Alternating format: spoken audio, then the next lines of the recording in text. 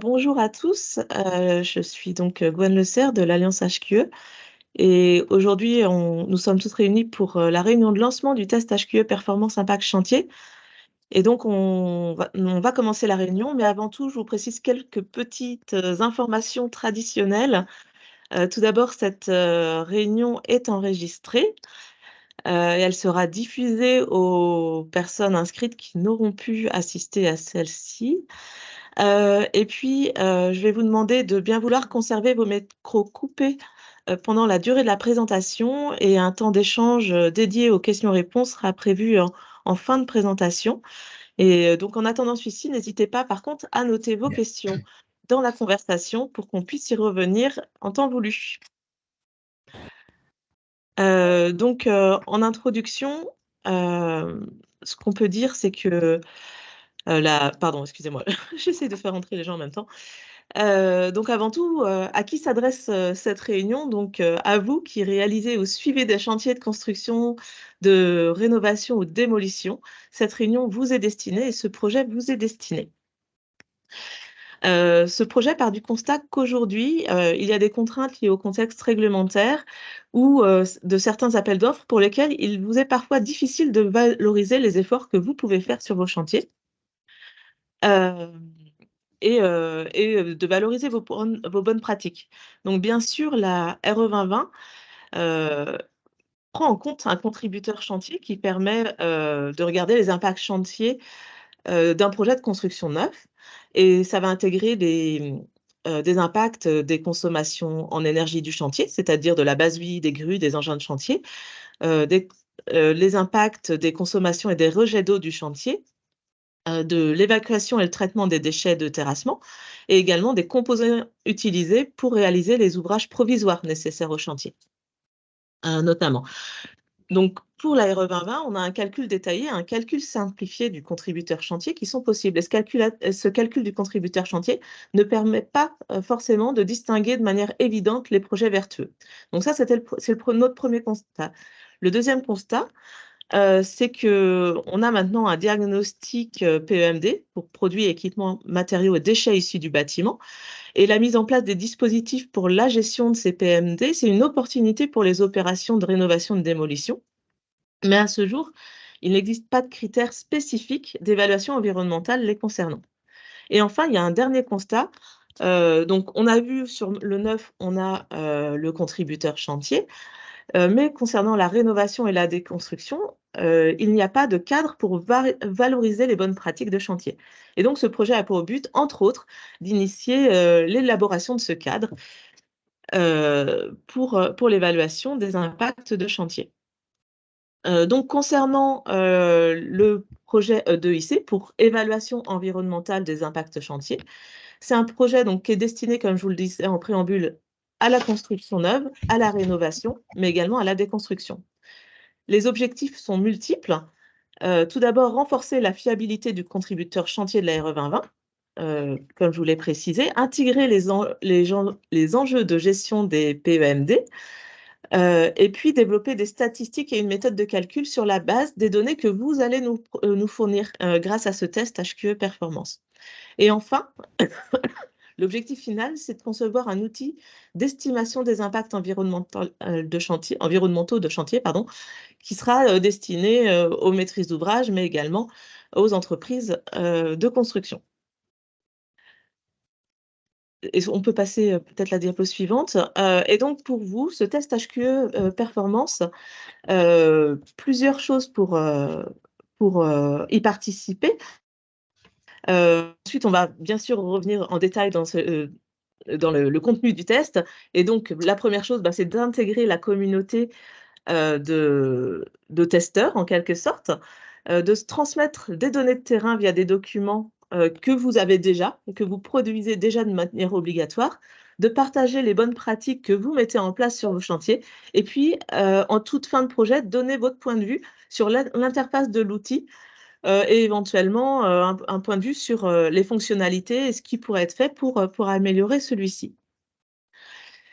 On va faire rapidement un petit tour de table pour vous présenter les partenaires du projet. Alors tout d'abord, je vais passer la parole à Philippe Léonardon de l'ADEME, qui est notre financeur, qui pourra nous indiquer les attentes de l'ADEME sur ce projet. Philippe, j'ai vu que tu étais Je suis là, arrivé. je suis D'accord, là. très bien. Mais je sais pas, j'avais reçu deux invitations, une en direct et une en transfert, et je sais pas pourquoi ça marchait pas sur l'un. Enfin, c'était Ah, bizarre. Bon, bref, c'est pas grave. Oui, bonjour, donc Philippe Léonardon, donc de l'ADEME. Donc c'est un projet qui avait été déposé par plusieurs partenaires donc qui sont présentés ici dans le cadre de notre appel à projet recherche bâtiment responsable en 2021 qu'on a donc sélectionné, hein, lauréat de cette APR en 2000 et qu'on a contractualisé en 2022. Ce qu'a dit Gwen correspond complètement à nos attentes. C'est bien pour ça qu'on l'a sélectionné. De notre côté, on pense que ce contributeur aux impacts environnementaux d'un bâtiment, alors notamment en construction par rapport à l'RE 2020, mais pas seulement, pour l'instant, est mal évalué, mal calculé, mal évalué. Et donc, il nous paraît important de développer des méthodes, une méthode, quitte à amender la méthode de l'RE 2020, hein, des outils d'évaluation de l'impact environnemental des chantiers qui peuvent être très variables évidemment en fonction d'une part de la nature du chantier, si on est en construction ou en déconstruction, mais aussi évidemment très variables en fonction de l'importance du chantier, en fonction de l'usage du bâtiment et en fonction je dirais, des mètres carrés concernés. Mais donc pour nous, on souhaite développer et préciser, amener des précisions en termes de méthode et de valeurs. Au bout du compte, peut-être disposer un peu de valeurs un peu cible ou de référence ou de comparaison pour pouvoir se situer en termes de performance sur l'impact environnemental d'un chantier, que ça soit en construction neuve et améliorée dans une révision peut-être prochaine de l'ERE 2020, mais aussi pour la construction neuve, mais aussi pour les autres opérations, les autres types de chantiers en déconstruction ou rénovation. Voilà, merci côté beaucoup. ADEME, nos attentes. Merci beaucoup, Philippe. Je propose ensuite au CEDRE de prendre la parole avec Anaïs Terbech. Oui, merci beaucoup, Gwen. Donc le CEDRE, c'est le syndicat des entreprises, de déconstruction, de dépollution et de recyclage qui va regrouper environ, 250 entreprises et 60 membres, correspondants. Donc on est affilié à la Fédération française du bâtiment et donc nous, on va être organisés autour, de 2 pôles d'activité. Un secteur travaux pour les métiers de la déconstruction, du curage, du désamiantage et du sciage carottage et d'autre part, le secteur, recyclage qui va, comprendre les opérations de gestion et de recyclage des déchets du BTP. De par le domaine d'intervention de nos adhérents, justement, le CEDRE, il est très impliqué dans les évolutions relatives à l'économie circulaire et tout particulièrement au sujet de la préservation des ressources naturelles et donc la limitation des émissions de gaz à effet de serre. Et c'est la raison pour laquelle déjà en 2019, nous avions réalisé une étude, hein, qui avait pour objectif de fournir un premier ordre de grandeur de l'estimation de ces émissions liées à la valorisation, des déchets du BTP, hein, parce que comme tu le disais tout à l'heure, Gwen, il y a beaucoup de choses qui peuvent exister, sur ces émissions de gaz à effet de serre, notamment dans le secteur de la construction, mais à l'échelle, de la construction justement et pas vraiment, sur la partie, démolition ou, réhabilitation. Donc, nous, ce qu'on attend avant tout, hein, dans ce projet, c'est de pouvoir mettre à la fin un outil dans les mains de nos adhérents ou même de l'ensemble des parties prenantes des chantiers pour qu'on puisse être capable d'identifier des postes d'émission prioritaires par chantier, de pouvoir ensuite orienter les plans d'action de réduction et de se fixer des objectifs qui soient crédibles, ambitieux, mais surtout réalisables, être également crédible dans son engagement environnemental, hein, parce que comme tu le mentionnais, il y a beaucoup de projets qui sont vertueux, mais comment on arrive à les mettre en avant et du coup, bah, améliorer l'attractivité en interne, mais aussi en externe, parce qu'on sait qu'aujourd'hui, ces sujets sont vraiment regardés par l'ensemble des parties prenantes. Et puis aussi, enfin, répondre aux différentes sollicitations de clients, de collaborateurs ou de partenaires. Donc nous, par rapport au projet, on va venir aider en mettant en lien justement nos adhérents, donc des chantiers de déconstruction ou des opérations de réhabilitation, pour pouvoir alimenter le cœur de calcul qui sera développé par la suite dans le cadre du projet. Merci beaucoup, Anaïs. Romain Bonnet de Bouygues Bâtiment Île-de-France, qui est également partenaire du projet. Est-ce que vous voulez bien vous présenter et présenter les attentes de Bouygues Bâtiment Île-de-France? Oui, bonjour à tous. Donc, je travaille chez Bouygues Bâtiments Île-de-France dans la direction transition climat et environnement. Et donc, j'anime les différentes stratégies environnement du groupe. Et donc, notre intérêt et notre participation à ce projet est motivé par, et ça a déjà été dit, hein, mais une absence ou une difficulté de valoriser des actions sur le chantier qui sont quand même une part importante de notre métier dans le cadre des études pour la RE 2020 qui sont aujourd'hui le plus regardées aujourd'hui quand on veut qualifier la performance d'un projet dans son ensemble. Et on trouvait donc intéressant, en plus, en parallèle, tous les travaux en cours sur l'économie circulaire qui prennent de plus en plus d'importance et ce sujet de valorisation des déchets de chantier. On trouvait ça intéressant de participer à un projet qui cherche vraiment à faire monter la connaissance sur les méthodologies qui pourraient être les plus pertinentes pour valoriser toutes ces actions. Et éventuellement, si il peut y avoir un outil, une méthodologie et faire avancer la connaissance pour que à terme la RE 20 puisse intégrer ces méthodologies, on trouve ça excessivement intéressant. Notre rapport au projet, c'est un échange sur les méthodologies, sur les demandes de données, de remontée de terrain, avec en tête quand même ce qu'il est faisable de suivre aujourd'hui sur le champ, sur le terrain, parce qu'on pourrait demander tout et n'importe quoi, et au bout d'un moment, les équipes travaux peuvent avoir des difficultés à mettre des capteurs, à faire du suivi. Donc, il y a aussi un petit contrôle, regard sur la réalité du terrain. Et après, c'est fournir des projets pour participer aux expérimentations, donc avoir des projets qui peuvent remonter de la donnée. On a déjà fourni certains exemples de types de données pour la phase d'état de l'art. Maintenant, dès lors qu'un référentiel qui va être présenté juste après va à peu près être défini, c'est contribuer avec des projets qui vont pouvoir suivre ces données dans le temps. Merci beaucoup, Romain. Et enfin, je passe la parole au pilote du projet, c'est-à-dire le CSTB, avec Maryse Lemerdy. Bonjour Maryse. Bonjour à tous. Effectivement, le CSTB est pilote, donc on va dire le bras opérationnel de ce projet. Moi, je fais partie de la direction économie et ressources du CSTB, qui existe depuis tout juste un peu plus d'1 an, mais qui marque la volonté du CSTB de s'engager de façon importante sur ces enjeux d'économie circulaire dans le bâtiment. Et mine de rien, sur ce projet, on est quand même accompagné de nos équipes environnement, de nos équipes informatiques, qui voilà, nous permettent en fait de constituer autant que possible une réponse aux questions aux problématiques qui ont été soulevées jusqu'ici.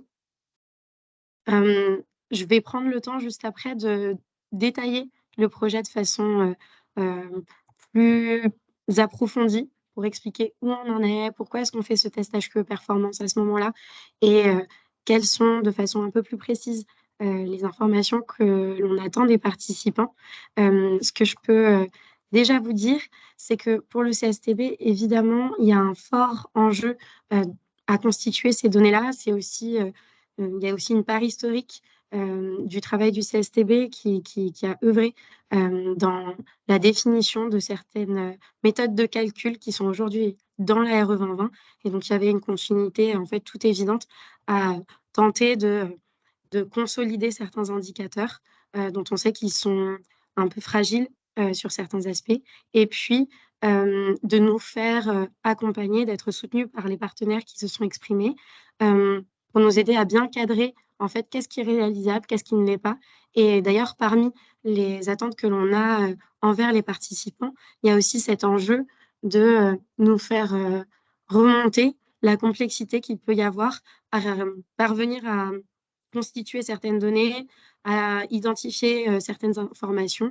Et ça nous sera en fait très précieux pour poursuivre sereinement ce projet. Voilà. Cela étant dit, je peux aussi vous informer qu'on compte au sein de notre comité de suivi Ecopolis, mais aussi les éco-organismes de la filière REP, PMCB. Donc, il y a tout à fait un lien à imaginer à la suite de ce projet. On ira aussi loin que possible et on tentera de faire infuser en fait l'ensemble de nos réflexions. Et je suis malade puisque c'est l'automne, donc j'espère que vous m'entendez, mais je fais de mon mieux avec le peu de voix qu'il me reste. Alors, comme le disait Gwen un peu plus tôt, Ce test KHQE performance, il s'inscrit cette fois dans le projet E2IC. Donc, évaluation des impacts environnementaux des chantiers. On s'interroge donc sur cette question pour l'ensemble des chantiers existants. Et ce que je vais commencer par vous décrire, c'est en fait le cadre de ce projet, et puis progressivement, on va resserrer sur les enjeux spécifiques du test HQE performance. La première étape de ce projet que le CSTB cofinance avec l'ADEME, c'est une étape de bibliographie d'état de l'art, lors de laquelle on a finalement pu consulter des référentiels, des guides, des manuels techniques qui recensent des indicateurs environnementaux utilisés sur les chantiers. C'est pas forcément évident, il en existe beaucoup sur le bâtiment une fois construit. Donc, on a tenté d'identifier ceux qui pourraient s'appliquer à l'étape préalable que représente la partie travaux. Et comme le disait Romain tout à l'heure, Bouygues nous a fourni un certain nombre de documents de suivi issus de chantiers réels qui nous ont permis déjà de faire un premier examen des indicateurs que l'on aurait pu relever et de vérifier s'il y avait une cohérence, si c'était des éléments qu'on pouvait retrouver dans des chantiers qui ont eu cours ces derniers mois, et si éventuellement on trouvait aussi des indicateurs auxquels on n'aurait pas pensé, qui n'apparaissaient pas dans la littérature, mais qui étaient malgré tout utilisés sur ces chantiers. C'était des chantiers assez vertueux qui mettaient l'accent sur le fait de faire un effort dans la prise en compte des enjeux environnementaux, et ça a été fort intéressant de se pencher là-dessus. Ensuite, l'Alliance HQE a diffusé un questionnaire qui était adressé aux maîtres d'ouvrage, aux entreprises de travaux ou de déconstruction qui listait en fait les indicateurs que l'on avait pu pré-identifier, et on a pu en fait demander à ces acteurs du terrain de nous partager leurs impressions. Est-ce que c'est un indicateur qui est déjà suivi régulièrement sur les chantiers ou en fait pas du tout? Est-ce que c'est des informations qui sont chronophages à réunir? Est-ce que c'est simple? Est-ce que c'est complexe? Donc, on a eu comme ça un premier regard assez qualitatif, suivi d'ailleurs d'un comité de suivi auquel ces acteurs étaient conviés pour éventuellement venir justifier leurs réponses et nous aider à mieux comprendre en fait ce qui avait pu orienter leur choix. Et enfin, on a eu une dernière relecture par des experts, par exemple des experts du CSTB qui travaillent sur les méthodes de calcul derrière la RE 2020, qui ont pu nous dire, bon, bah, par exemple, sur cet indicateur, oui, effectivement, il serait intéressant de le suivre, mais aujourd'hui, on aurait du mal à développer une méthode de calcul pertinente, donc peut-être qu'il faut le laisser de côté pour l'instant, ou bien sur tel indicateur, veillons à bien vérifier la faisabilité sur le terrain de ce type d'analyse, etc., etc. Et on vous présentera juste après en fait les indicateurs que l'on a finalement sélectionnés. On est plutôt reparti du cadre que nous offrait la RE 2020, à savoir au niveau du contributeur chantier, de regarder ce qui est gestion des terres, ce qui est consommation des ressources, énergie, eau, auquel on a toutefois ajouté, vous le sentez, finalement la gestion des PEMD. Ça, c'était un premier enjeu, et les transports qui sont associés à cette gestion des PEMD. Et puis, on a pu aussi tenter de commencer à faire apparaître des enjeux autour de la biodiversité avec un indicateur qu'on appelle impact sur l'écosystème local, où on tente, par exemple, de voir quel est l'impact au sol du chantier ou sur des surfaces végétalisées.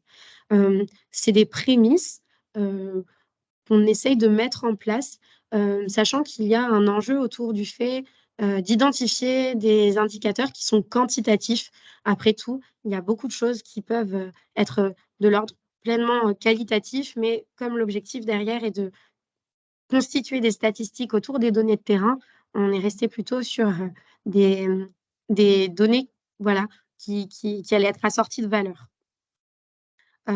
Ici, on a essayé de vous mettre en valeur quelques sous-indicateurs, des sous-critères qui sont parfois un peu nouveaux. Si je donne ici l'exemple de la consommation des ressources, on va tenter d'essayer d'obtenir des informations autour des énergies renouvelables, par exemple, sachant que sur certains chantiers, il peut y avoir, par exemple, des panneaux photovoltaïques qui sont utilisés pour de l'autoconsommation et on se demande finalement jusqu'où est-ce qu'on pourrait aller dans la récolte, de ce type de données. Autour de la gestion des terres, on sait qu'il y a certes des terres excavées et pour le coup, la RE 2020 regarde déjà ce qui se fait, à ce niveau-là. Maintenant, certains chantiers tentent de faire du réemploi de terre sur leur propre site ou sur un autre site et c'est aussi des bénéfices pour l'environnement qu'on aimerait bien réussir à, évaluer et quantifier. Ensuite, l'objectif est de pouvoir, renvoyer des réponses, aux utilisateurs, des méthodes de calcul qui seront développées sur ces différents critères, par exemple en termes d'impact carbone, mais aussi, essayer de valoriser d'autres formes de métriques comme les distances, parcourues, les quantités valorisées, notamment concernant les PEMD, les mètres carrés qui seraient conservés en l'état quand on considère finalement, de façon un peu théorique, que c'est un état qui mérite d'être conservé, qui a permis à de la biodiversité de se déployer. Hop, pardon. Dans ce cadre-là, effectivement, on a besoin de récolter des données réelles. L'un des enjeux de la RE 2020 aujourd'hui et ce qui fait que des projets vertueux peuvent avoir du mal à se distinguer, au niveau de des calculs qu'ils font dans le cadre de la RE 2020, quand il y a des calculs de la RE 2020 disponibles sur leur typologie de chantier, c'est finalement, qu'il y a, des constantes qui sont utilisées, pour certains calculs de la méthode simplifiée. Et ces constantes, parfois, on peut essayer de les approfondir et d'arriver sur quelque chose d'un peu plus fin ou essayer d'identifier des calculs, qui intégreraient d'autres types de données accessibles sur chantier. Pour se rendre compte de la façon dont on va pouvoir approfondir ces différents paramètres, ce dont on a besoin, c'est finalement de recruter des chantiers pilotes, des maîtres d'ouvrage, des maîtres d'œuvre, des AMO de chantier qui seraient intéressés par, cette phase d'expérimentation pour nous faire remonter des données, et voilà, sur une durée approximative de 18 mois, ce qui est à peu près la durée en fait, du projet E2IC. Donc ce qu'on recherche actuellement, c'est plutôt des chantiers actifs, entre novembre 2023 et mars 2025. Ce qui veut dire qu'ils peuvent commencer un peu plus tard, qu'ils peuvent déjà avoir commencé, mais à ce moment-là, on va pouvoir discuter là dans les prochaines semaines de, quelles, données, sont accessibles via le suivi de chantier qui a déjà été déterminé et ce jusqu'en mars 2025, sur l'ensemble du territoire français.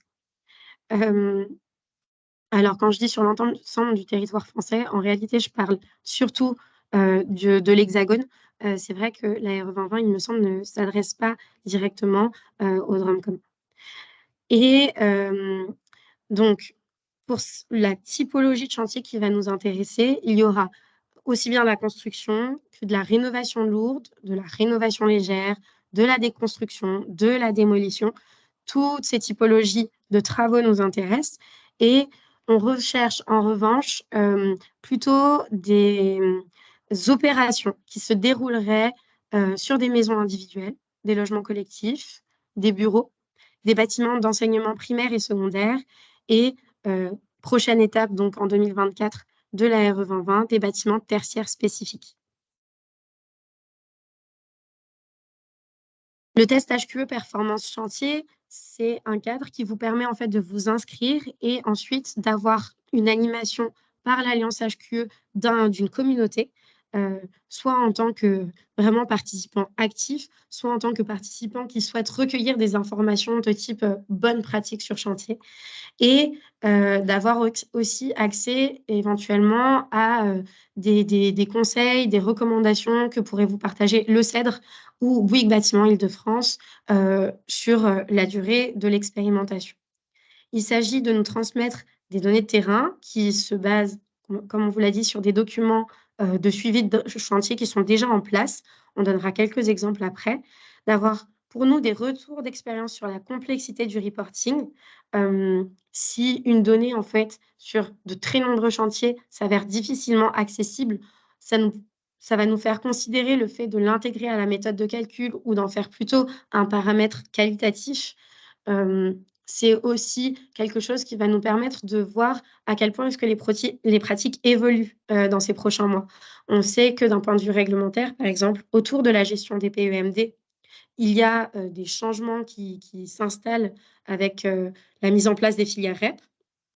Bon, il y a aussi des documents réglementaires qui apparaissent, des documents spécifiques, et de voir comment est-ce qu'on va pouvoir les exploiter, c'est quelque chose qui est important et intéressant pour nous. C'est aussi vous dire que la remontée d'informations auprès de notre équipe projet se ferait à intervalles assez réguliers. A priori, pour l'instant, on se positionnerait plutôt sur quelque chose de trimestriel, donc à compter du 15 décembre 2023 jusqu'à approximativement le 1er mars 2025. Donc, vous avez probablement des documents préparatoires de votre phase chantier, des plannings de travaux, des SOGED, des plans en coupe de votre chantier, ce genre de choses. Nous, c'est déjà des documents qui peuvent être assez intéressants à consulter pour récolter quelques premières données. Et puis ensuite, il y a tout ce qui est vie pratique, vie opérationnelle d'un chantier, lors duquel on va pouvoir récupérer des informations de performance, disons. Donc typiquement, les consommations d'énergie assorties des factures, des consommations d'eau, des documents qui font état de la sortie de terre du chantier ou de terre de remblai qui réintégrerait l'opération. Et puis ensuite, des documents bilan de la phase chantier. Donc imaginons un récollement PEMD. On pourrait aussi imaginer recevoir un certain nombre de documents au niveau de la gestion des terres. Et voilà, l'ensemble de ces informations de transport qui sont plutôt finalisées en toute fin. Donc là, pour vous donner une petite idée, on a récupéré quelques informations que l'on a eues cet été de la part de Bouygues Bâtiment Île-de-France, où ça vous permet simplement de visualiser un peu le type de document auquel on a eu accès et que l'on serait susceptible de vous demander maintenant.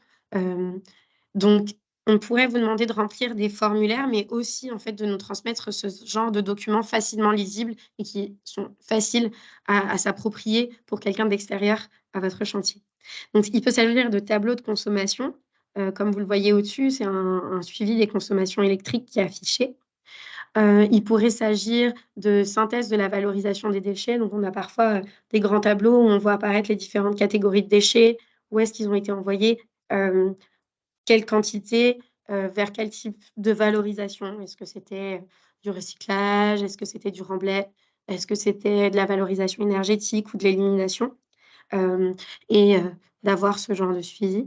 Et puis, par ailleurs, ça peut aussi être d'autres formes de suivi environnementaux. On voit en bas un tableau où l'évolution du nombre de camions, du nombre de tournées apparaît.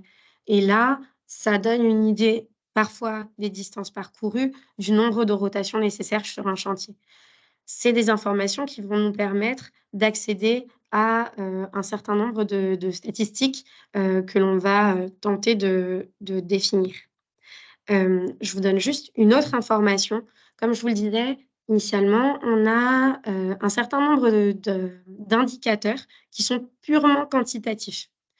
En réalité, on s'est rendu compte qu'il y avait aussi beaucoup d'indicateurs qui sont aujourd'hui qualitatifs dans nos tableaux à nous, mais qui méritent d'être suivis.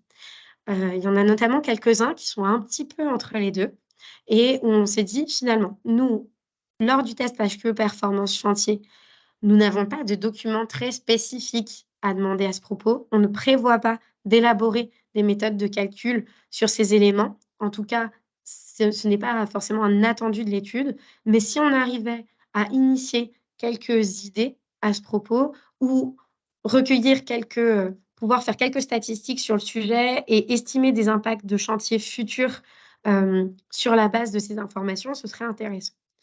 Le type d'informations qui sont concernées, c'est notamment tout ce qui est nuisances sonores, les nuisances de pollution de l'air ou d'émissions de poussière et la présence d'espèces invasives. Donc il sera proposé au cours du test, à des volontaires de nous transmettre des informations comme, finalement quels équipements vous avez choisis, quelles machines avec un effet limitateur, par exemple sur l'émission de nuisances sonores, est-ce que vous avez choisi? Et ça, au sein de la communauté, ça peut être, il peut y avoir un échange à ce propos, pour, finalement identifier des pratiques qui pourraient être adoptées globalement sur des chantiers qui nous permettraient à nous, de commencer à avoir en tête, qu'est-ce qui peut être, de façon très pratique, changé, sur les chantiers pour améliorer, par exemple, le confort des riverains. On peut imaginer aussi que sur certains chantiers, il est prévu des relevés de campagne, de mesures, assortis de certaines conclusions et de méthodologies autour de cela. C'est aussi des informations qui seraient intéressantes, de partager au sein de la communauté de projet, et parmi les participants. Sur les espèces invasives, je trouve que c'est un enjeu intéressant.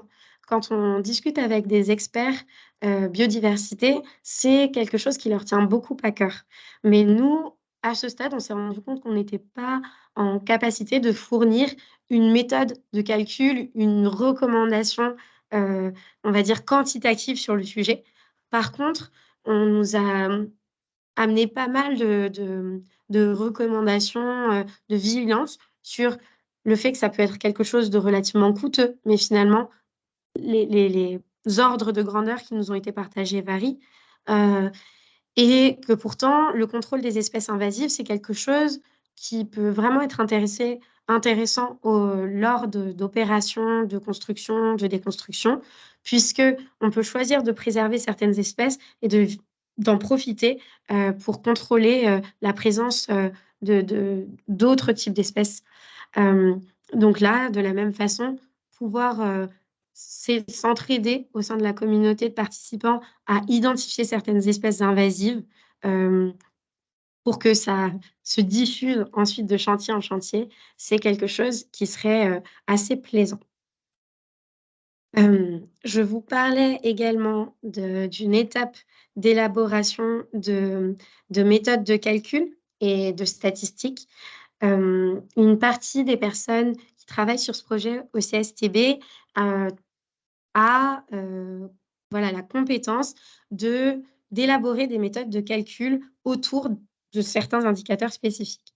De façon concrète, sur le réemploi des terres, aujourd'hui, hem, il n'y a pas forcément quelque chose de déjà cadré au sein de la RE 2020. Mais, ce qu'on pourrait, se poser comme question, c'est finalement, quelle va être l'issue si on réemploie des terres sur notre propre site? Mais elles ont quand même voyagé potentiellement, pour être stockées et puis quel va être l'impact si on réemploie des terres sur un site externe, un autre site, un autre chantier? On s'est rendu compte en ayant des discussions préliminaires que, c'était pas forcément si simple, de cadrer ce sujet. Puisqu'aujourd'hui, quand un réemploi de terre est fait sur un site externe, on va considérer par exemple que l'impact du transport est nul. C'est une façon aussi d'inciter les acteurs à adopter ce genre de pratique, hem, assez vertueuse.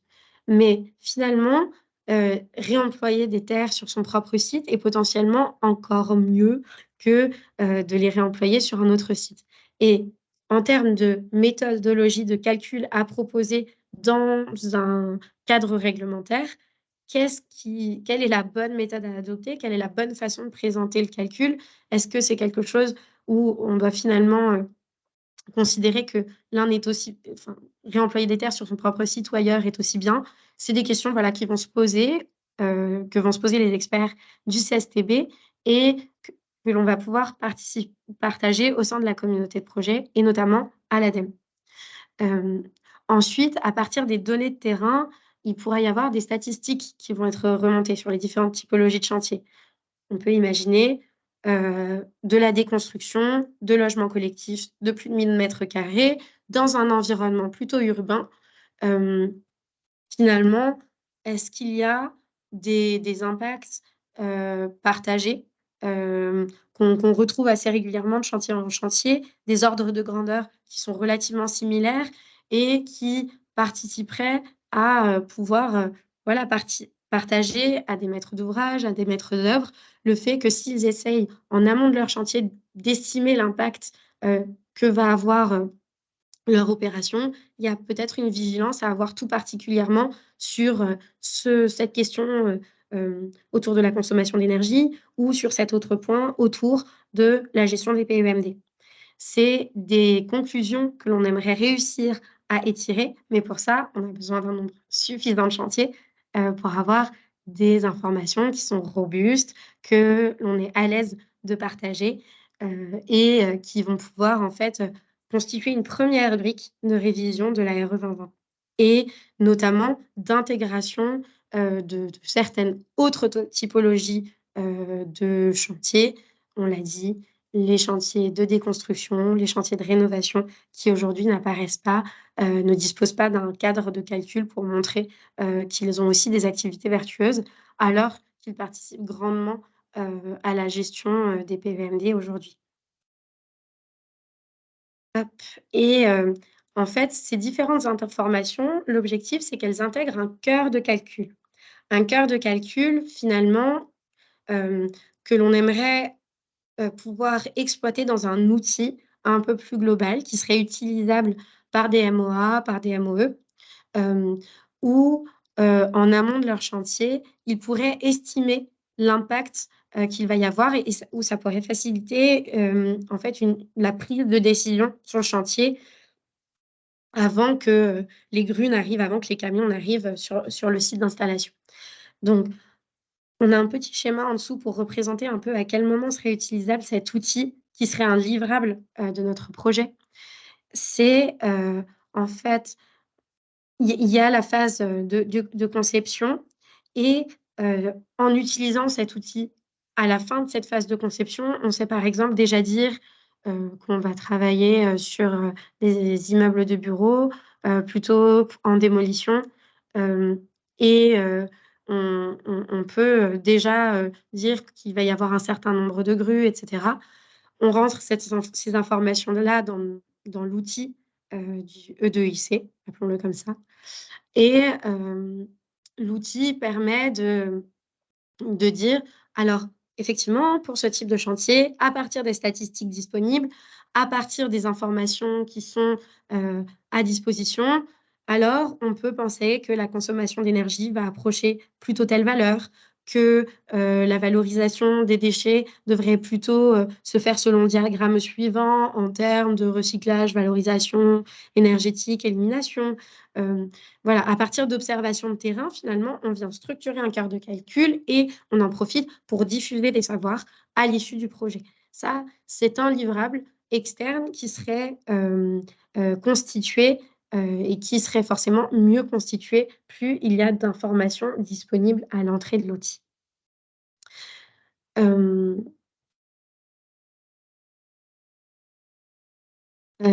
J'en profite juste pour rajouter un élément, c'est que, cet, outil on a prévu de le faire, tester, bêta-tester par les participants.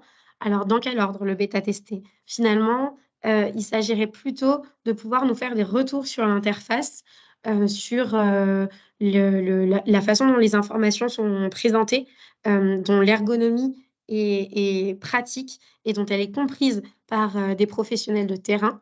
Et c'est quelque chose qui se ferait donc dans le courant de l'année 2024, fin d'année 2024, voire début 2025, a priori, le temps aussi on intègre quelques corrections. Ça n'aurait pas forcément du sens de vous évaluer, vous, en tant que chantier participant, via cet outil, parce que finalement, vos données auront permis de le constituer. Donc, vous comparer à vos propres données n'aurait pas forcément beaucoup de sens, ce serait pas forcément le plus pertinent, mais en tout cas, ce qui serait très utile, c'est, en plus des informations statistiques que vous permettriez de constituer, aussi, de pouvoir nous dire: «Bon, bah, finalement, en fait, présenter les choses comme ça, c'est pas forcément compréhensible pour nous, c'est pas le type de terme qu'on utilise». Hem, sur le terrain, si vous voulez être compris par tous, utilisez plutôt, tel langage, mettez plutôt cette information à tel endroit. C'est, voilà, le type d'information que l'on serait susceptible de vous demander. Je vais repasser la main à Gwen pour vous parler des prochains grands rendez-vous, de ce test HQE performance, nous sommes en train de réaliser. J'ai perdu ma souris. La voilà. Merci. Donc comme vous le disiez Maryse, on a un formulaire d'inscription, si vous souhaitez participer à ce test. Donc pour des chantiers qui ont déjà débuté en 2023 et qui s'étendent jusqu'en fin 2024, hein, c'est ça Maryse? N'hésite pas à me couper si je dis une bêtise. Donc le formulaire, d'inscription est très déclaratif. Heu, pardon. Par contre, nous souhaiterions avoir les premiers justificatifs, pour, le 15 décembre. C'est-à-dire si vos chantiers ont déjà, démarré ou si vous avez déjà ces informations à disposition. Et d'ailleurs, très rapidement, je souhaiterais faire un petit sondage sur, est-ce que vous avez des chantiers déjà commencés ou qui commenceront, en 2023? Je vous ai mis une petite question dans le chat et pour ceux qui ont déjà un chantier, vous pouvez mettre un pouce comme ça nous permettra, de savoir un petit peu, quel type de chantier, enfin, combien de chantiers on aura déjà, sur la période 2023. Ensuite, donc la participation, Maryse vous l'a expliqué, hein, c'est des remontées de données de terrain. Ça sera fait d'une manière trimestrielle, mais si vous le souhaitez, vous pouvez aussi nous l'envoyer au fil de l'eau, si pour vous c'est plus simple. On sera là pour, récolter les informations que vous souhaiterez nous envoyer, quand vous souhaiterez les envoyer. Et puis sinon, voilà, vous aurez une relance, tous les 3 mois, à nouveau enfin, de notre part, pour nous faire, remonter les informations.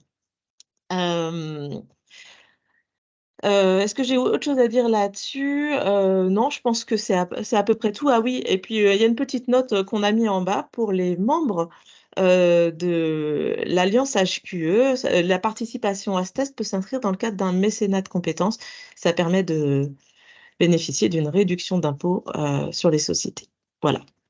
Oui, Oui. petite chose peut-être que je peux ajouter sur les typologies d'informations, dont on aurait besoin au 15 décembre. Hem, c'est plutôt des informations, en fait, qui relèvent, je sais pas, d'informations administratives, en tout cas qui sont disponibles, pour à peu près tous les chantiers, hein. Ça va être, est-ce que vous avez un désin enfin, oui ou non, il y a de l'excavation de terre qui est prévue sur votre chantier? Est-ce que vous avez un planning de votre chantier à nous transmettre? Pour le 15 décembre, c'est plutôt ce genre d'informations. Voilà. Merci Marie. Et donc sur les prochaines, réunions, il y aura 2 grosses réunions prévues. Tout d'abord, une réunion intermédiaire au projet en juin 2024, donc on va réfléchir à la faire en présentiel ou pas. Et puis une réunion, de clôture de projet, qui aura lieu début 2025. Entre-temps, bien entendu, on aura, des échanges, réguliers. S'il faut d'autres réunions intermédiaires, on se réserve le droit de les positionner, également. Sachant qu'une autre des choses à savoir, c'est que nous avons pris la décision d'intégrer éventuellement des chantiers en cours d'expérimentation, c'est-à-dire, heu un projet qui arriverait, en mai peut-être, aurait la possibilité d'intégrer, le programme, Et donc, voilà, la possibilité de réaliser des petites séances d'intégration des chantiers également au cours du projet. Pour s'inscrire, bah, pardon. Donc, excusez-moi. Vous avez tout d'abord la possibilité de retrouver les éléments sur le test sur le site de l'Alliance HQE. Hop, excusez-moi, je voulais mettre le lien. Et le formulaire d'inscription directement au lien communiqué, que j'essaye de vous copier dans la, dans la conversation, mais ça ne fonctionne pas. Si, ça y est. Je vous mets le lien directement dans la conversation. Et puis sinon, pour ceux qui ont des téléphones portables, vous avez un QR code qui vous permet d'accéder directement au formulaire d'inscription. Vous verrez, il est relativement simple. Et puis après, on reviendra vers vous pour vous donner des informations complémentaires. Je vous propose qu'on passe à la session de questions-réponses. Donc, on n'en a pas eu tellement lors de la présentation.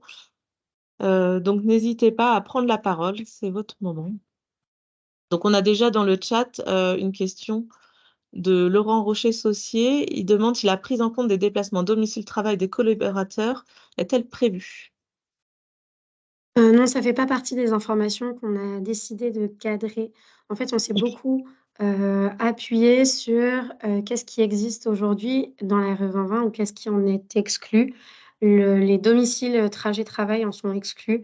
Donc, pour le moment, on s'est dit que ces informations relatives aux personnes, on ne les intégrerait pas et que les informations de transport qui nous intéressaient sont plutôt celles, par exemple, en lien avec l'évacuation d'un certain nombre de déchets.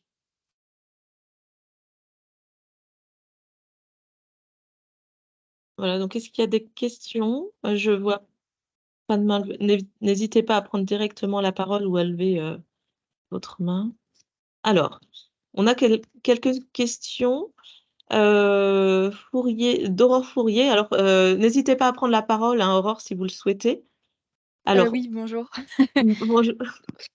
Donc, première petite question, c'est déjà, est-ce qu'on peut inscrire plusieurs chantiers sur le GFORM? Parce que j'en ai inscrit un, je ne sais pas si on peut en inscrire d'autres ou pas, si on a d'autres chantiers qui seraient motivés. C'est tout à fait possible. Ok, Il n'y a pas de, il y a pas de limitation au nombre de chantiers. Au contraire, plus il y en a, mieux c'est pour d'accord. le projet. Et ensuite, est-ce que les maîtrises d'ouvrage, maîtrises d'œuvre et entreprises auraient le droit de communiquer sur le fait de participer au test? Parce que c'est une question qui revient très souvent des maîtrises d'ouvrage sur le fait de pouvoir communiquer. Alors, du côté Alliance HQE, bien sûr, c'est tout à fait, D'accord.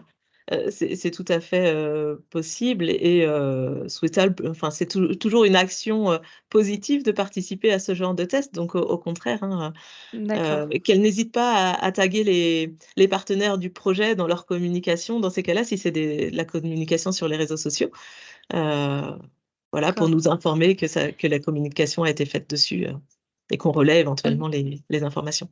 D'accord. Et dernière petite question, est-ce que sur les retours d'expérience à avoir sur le point de vue de l'ergonomie, du futur outil, etc., faut que ça soit vraiment que les entreprises ou ça peut être juste les maîtrises d'œuvre, ou alors les AMO, parce que des fois c'est les AMO qui vont plutôt faire l'évaluation des indicateurs au final, ou vous voulez vraiment que ça soit les entreprises qui souvent font les suivis Non, c'est très bien, s'il s'agit, de maîtrise d'œuvre ou d'AMO. En fait, on s'oriente aujourd'hui vers un outil qui, mine de rien, enfin voilà, sort d'un projet de recherche, donc qui pourrait tout à fait être amélioré par la suite. Mais, déjà de savoir si on utilise des termes qui sont justement compréhensibles par, l'ensemble des professionnels des chantiers, ce sera super important. Donc, avec plaisir pour avoir des retours d'absolument tout intervenant d'un chantier. Avec D'accord. plaisir. Ok, bon, c'était toutes mes questions pour le moment. Merci. Et Merci. pour répondre aussi à la remarque de Laurent Rocher-Saucier, je comprends que c'est effectivement quelque chose où les entreprises peuvent agir. Euh, Toutefois, là, l'objet, c'était de réussir à proposer des calculs quantitatifs et en fait, on avait l'impression que ce serait vraiment comme enfin, chantier, on dirait que je fais exprès, mais donc, vraiment un travail tout particulier à part pour nous de réussir à nous l'approprier, alors qu'aujourd'hui, il n'y a pas de cadre préparé au sein de l'ARE. Donc, pour moi, ça se rattache plutôt justement à tout ce partage de bonnes pratiques qu'il peut y avoir au sein de la communauté, où j'ai proposé quelques exemples avec les nuisances sonores, voilà, les espèces invasives au niveau de la biodiversité. Mais en fait, plus il y a d'informations à se partager au sein des participants, mieux c'est. Maryse, pour compléter ton propos, si on voit que c'est quand même important pour les entreprises d'avoir cet indicateur, on pourrait voir dans quelle mesure ce qu'a proposé la FFB avec Bâti Carbone, hein, qui prend en compte ce paramètre, on pourrait l'intégrer. Parce que soit on l'a pas pensé, enfin en tout cas, moi j'étais pas là aux prémices du projet, mais peut-être que ça n'a pas été pensé en tant que tel. Mais si on voit il y a de réelles attentes, sans pouvoir forcément y mettre un effort conséquent, faire des ponts entre ce qu'a fait la FFB et notre projet. Parce que l'objectif, c'est qu'on puisse avoir un outil qui réponde aux attentes des chantiers. Et donc, si là, ce monsieur le remonte, peut-être que d'autres partagent également ce Oui, besoin. ça n'empêche absolument pas, en fait, si on a suffisamment d'informations, d'en profiter pour amener des recommandations plus précises, en fait, autour de travaux existants ou de travaux qu'on pourrait initier. Ça, par exemple, non, absolument pas de souci. Parce que Stéphanie, je vois que tu es là. Je pense que, enfin, je sais pas ce que tu en penses, mais ça pourrait être intéressant de voir dans quelle mesure on peut conjuguer les deux outils, non? Stéphanie Oui, Coulon, oui, pardon. oui, Je n'ai oui. pas précisé. Oui, oui. Pardon, bonjour à tous. Oui, effectivement, sur la partie, c'est uniquement sur la partie carbone qu'on traite ce sujet, pas sur on n'a pas étudié éventuellement d'autres dimensions, mais s'il y a besoin, hein, on peut tout à fait voir comment travailler, mettre à disposition ce qu'on a fait, sachant que dans notre outil, il n'y a rien de révolutionnaire par rapport à un bilan carbone classique hein, sur la prise en compte du transport des personnes, mais pourquoi pas. En fait, on le disait, il y a un certain nombre d'informations que l'on demande qui font déjà partie du suivi classique de certains chantiers. Et à ce titre, si effectivement on s'aperçoit qu'il y a un certain nombre d'éléments qui sont cadrés dans certains outils existants, ce qui est tout à fait possible, c'est aussi de se partager la bonne pratique d'utiliser ces outils. Et nous, en conclusion de notre étude, parce que je vous parle du livrable outil, mais il y a aussi des livrables de recherche que nous, on va devoir préparer. Et au sein de ces livrables de recherche, de pouvoir dire, en fait, il y a tel outil qui est existant et pour la révision de la R 2020, c'est intéressant de l'exploiter, c'est quelque chose qui est possible. Avant de prendre la prochaine question, je propose à Philippe Léonardon de l'ADEME de prendre la parole. Il a levé la main. Oui, c'était juste pour aller dans le même sens sur le fait de pouvoir valoriser d'autres choses. Mais je pense qu'il faut bien distinguer ce qui est du ressort, je dirais, réglementaire. Et dans ce domaine-là, comment on peut améliorer et que les acteurs puissent mieux répondre à la réglementation en termes de performance, enfin de calcul et d'évaluation des impacts et de performance, que ce soit sur les questions entre guillemets, de carbone ou d'autres, ou la partie déchets. Il va y avoir des choses aussi qui vont venir prochainement sur l'eau, hein, puisqu'il y a une méthode des consommations d'eau qui est en train d'être finalisée par le CEREMA. Et normalement, ça devrait entrer une prochaine réglementation hein, sur les questions de consommation d'eau dans les bâtiments. Alors, ça serait un ajout de plus, un niveau de plus, hein, un curseur de plus qui viendrait et qui sera peut-être expérimenté dans le cadre de CAP 2030, j'en sais rien. En tout cas, là, il y a quand même des avancées. Hein. Donc, il y a des choses qui ne sont pas réglementaires actuellement, mais qui pourraient le devenir plus tard. Donc, je pense qu'il faut bien distinguer ça de ce qui est réglementaire et des actions ou des sujets qui ne le sont pas, mais qui ont quand même un intérêt hein, à être exploités, analysés et valorisés. Mais il faut bien distinguer ces deux choses, je pense.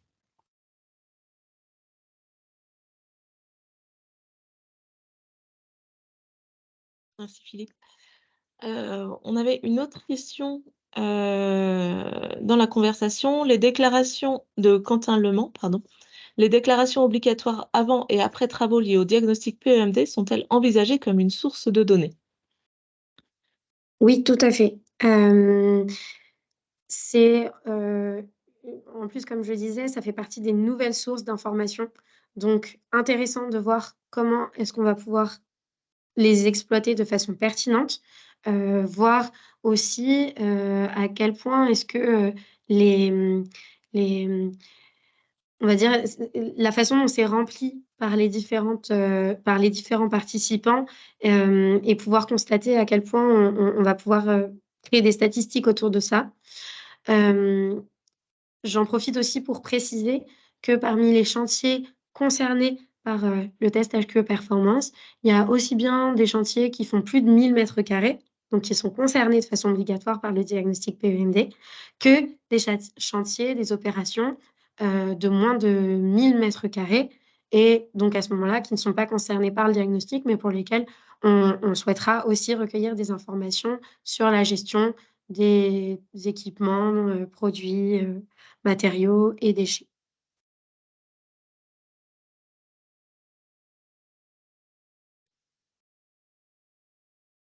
Alors, peut-on avoir une... Oui, Désolée, j'ai pas levé la main. pas de souci, allez-y. J'avais juste une dernière question. Vous faites référence beaucoup à la RE 2020, mais on est d'accord que les projets peuvent ne pas être soumis à la RE 2020, même si, parce qu'il y en a beaucoup qui sont encore en RT 2012, qui sont en cours de chantier, donc c'est pour ça que...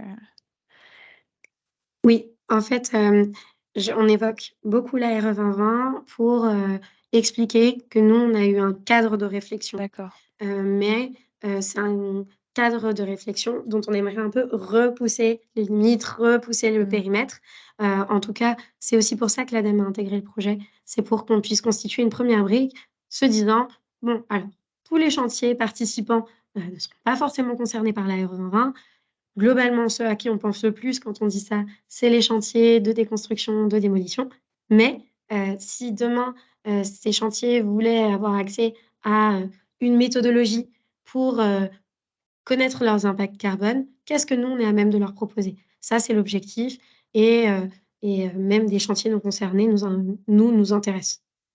D'accord, merci. Si je peux rajouter, parce que je pense que la question, elle était aussi pas que sur la question du type de chantier entre construction, rénovation et déconstruction, mais c'était sur l'usage du bâtiment peut-être concerné aussi.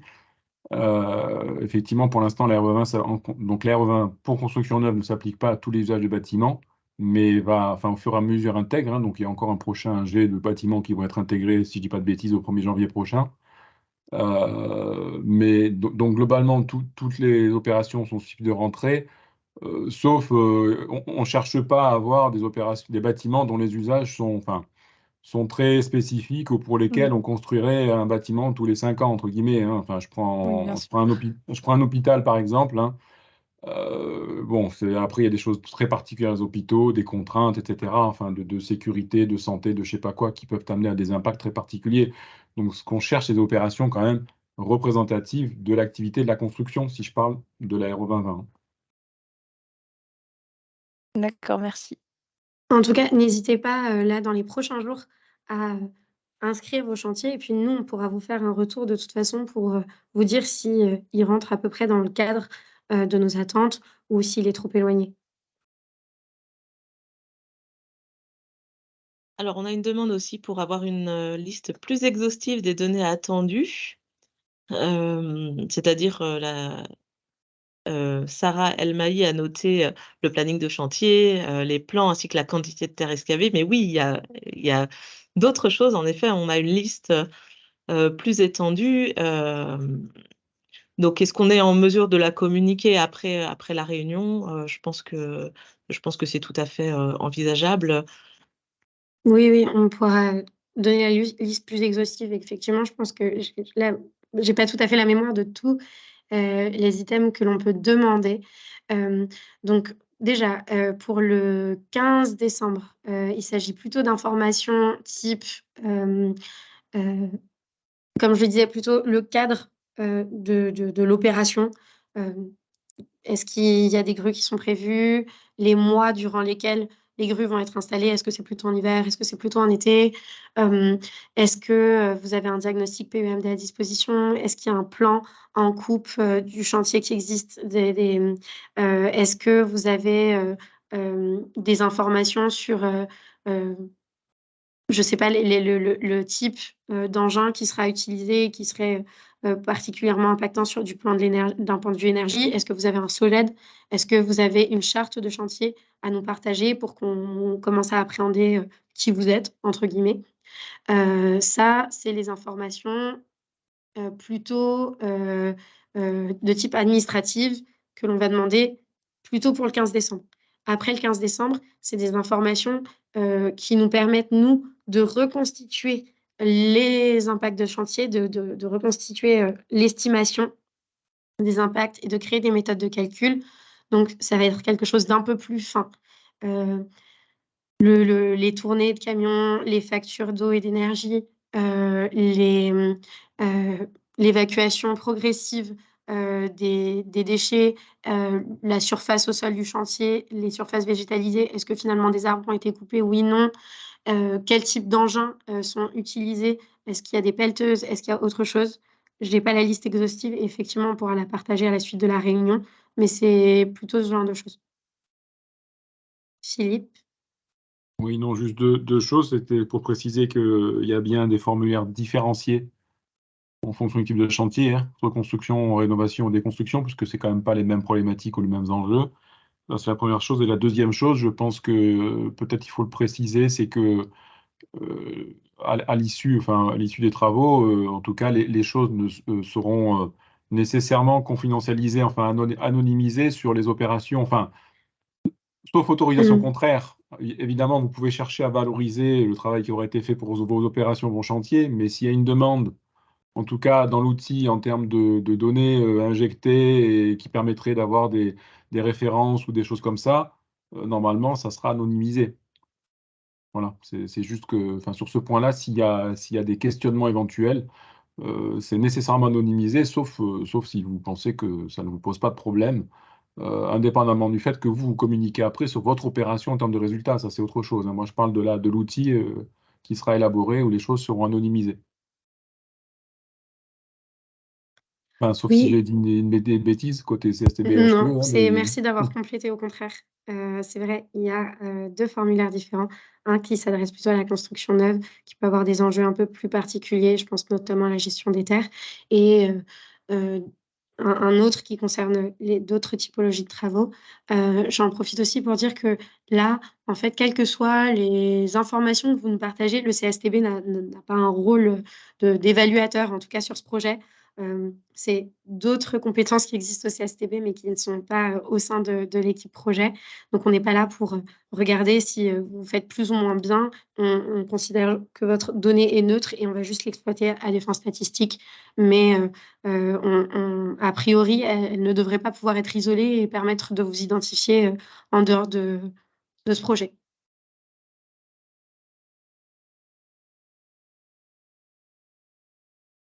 Alors, est-ce qu'il y a d'autres questions?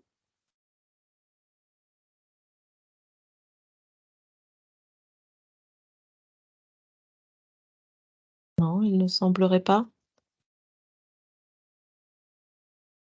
Personne? Bon, donc on arrive au terme de cette réunion de lancement et de présentation du projet EDIC et du test HQE Performance Impact Chantier. Pardon, je vous remercie déjà pour votre participation. Vous seront envoyés, suite à la réunion, le lien d'inscription, donc, ainsi que la liste des données. En effet, Maryse, as-tu quelque chose à préciser ou Alors simplement que effectivement le contact de Gwen est disponible sur les différents supports, soit d'inscription, soit d'information, pour le test HQ1 performance de chantier. Donc si vous avez encore des questions suite à la réunion, elle sera disponible pour vous répondre, et si c'est des questions plus spécifiques, pour nous consulter. Au cours du projet, vous aurez effectivement Bouygues Bâtiment Île-de-France en la personne de Romain Bonnet et le CEDRE avec Anaïs Terberge, qui pourront vous partager en fait d'autres conseils, d'autres recommandations si ça concerne plus spécifiquement vos typologies de travaux ou des données particulières. Et voilà, si vous pouvez au cours des prochains jours vous inscrire, et nous on va tenter de partager autant que possible le type de données que l'on recherche pour vous aider à mieux comprendre le cadre des informations que l'on collecte. Voilà, merci beaucoup. Donc voilà, merci à tous, et puis n'hésitez pas à nous contacter si vous avez encore d'autres questions qui viendraient. Bonne journée, bonne fin de journée à tous. Au revoir. Bonne journée. Merci Au à revoir. tous et Au revoir. à très bientôt.